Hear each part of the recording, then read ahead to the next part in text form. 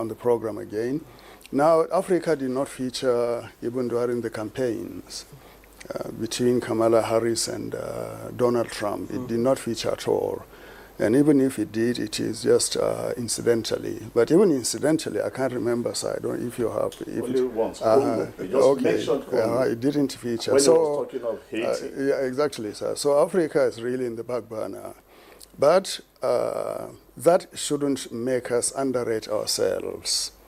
We are a continent of nearly 1 billion people or over.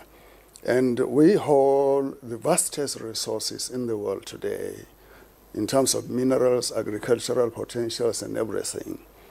And America is just one country among many influential, powerful, rich countries that want to come to Africa to do business with us. So we have options. It's not as if we are like a horse that is tethered in one place and all your movement is just determined by the length of the rope that you are tied to the tether with. We have options. We have flexibility. So we shouldn't see ourselves as circumscribed by circumstances and tied to the United States upon strings forever. However, we cannot underrate or underestimate the United States. It's the richest, most powerful military power in the world today. And also, it is politically, diplomatically, the most influential country in the world.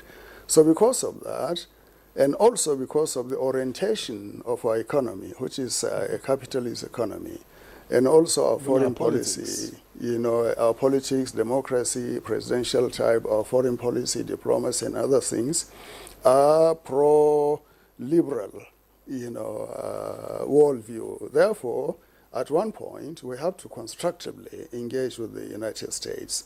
So Africa is there to openly welcome the overtures of Trump if they want, to deal with us.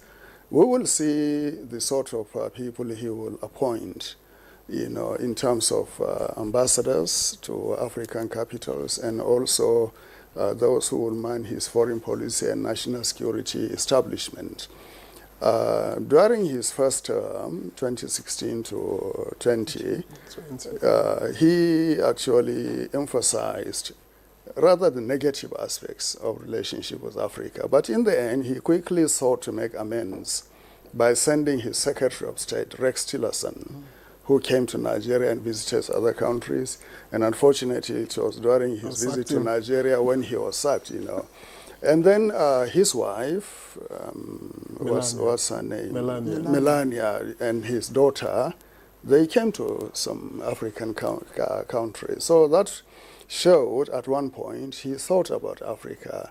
And then the foreign policy of his first term was driven by containment of China and Russia in Africa.